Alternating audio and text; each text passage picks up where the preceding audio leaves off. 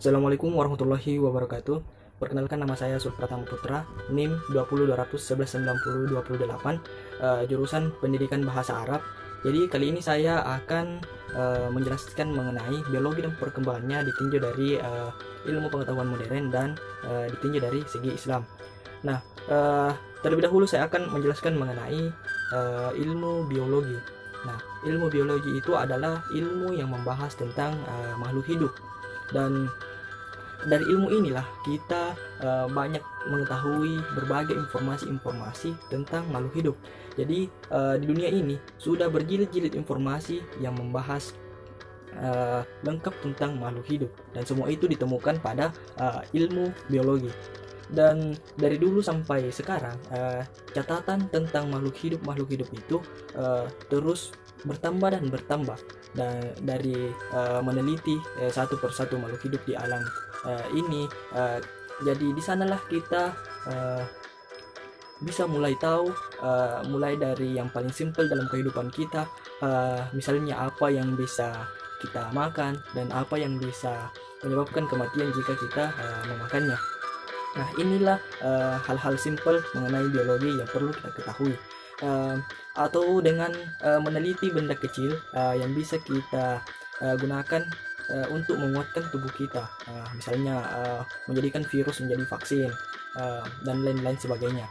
Dan sampai yang paling keren yaitu bisa memodifikasi tubuh manusia untuk lebih canggih lagi di masa yang akan datang. Nah, ini yang sekarang kita akan dapati, bagaimana memodifikasi tubuh manusia, bagaimana mengkloning tubuh manusia sehingga bisa menjadi manusia yang lebih entah cerdas ataupun diistilahkan dengan manusia yang canggih.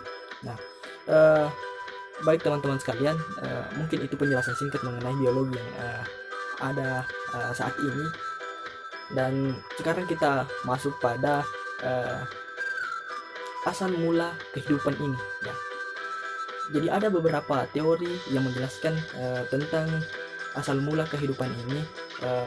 Yang pertama, teori yang mengatakan bahwa hidup ini berasal dari planet lain, yaitu berasal dari teori kosmosa. Jadi teori kosmosa ini menyatakan bahwa kehidupan pertama dimulai dari spora kehidupan yang bersama-sama dengan partikel debu, kemudian disebarkan dari satu tempat ke tempat yang lain. Nah, semua ini katanya di bawah pengaruh sinar matahari. Kemudian teori yang kedua yaitu teori Flügger ya, teori Flügger. Nah, teori ini menyatakan bahwa bumi itu berasal dari suatu materi yang sangat panas sekali. Nah, jadi bumi itu berasal dari materi yang sangat panas. Jadi kemudian dari bahan tersebut mengandung karbon dan nitrogen, dan kemudian membentuk senyawa sinogen atau CN. Nah, senyawa tersebut dapat terjadi pada suhu yang sangat tinggi. Nah, kemudian terbentuk menjadi zat protein, dan di sanalah terjadi pembentukan protoplasma yang kemudian akan menjadi makhluk hidup. Nah, kemudian teori yang ketiga yaitu teori Moore. Teori ini menyatakan bahwa hidup itu muncul dari kondisi yang cocok dari bahan anorganik. Nah, pada saat bumi mengalami pendinginan melalui suatu proses yang kompleks dalam larutan yang labil. Nah, begitu kira-kira katanya teori Moore. Nah, kemudian yang kedua, faktor-faktor perkembangan dan variabilitas makhluk hidup. Nah, ada dua faktor-faktor perkembangan dan variabilitas makhluk hidup. Yang pertama itu ada pembelahan sel. Nah, pembelahan sel ini dibagi menjadi dua. Ada pembelahan sel mitosis dan ada pembelahan sel meiosis. Nah, yang manakah pembelahan sel mitosis itu? Jadi pembelahan sel mitosis itu merupakan pembelahan yang menghasilkan dua buah sel yang identik dengan induknya. Nah, dua buah anak sel yang identik. Kemudian sel-sel kromosomnya itu yang dimilikinya sama dengan sel-sel kromosom yang dimiliki oleh induknya.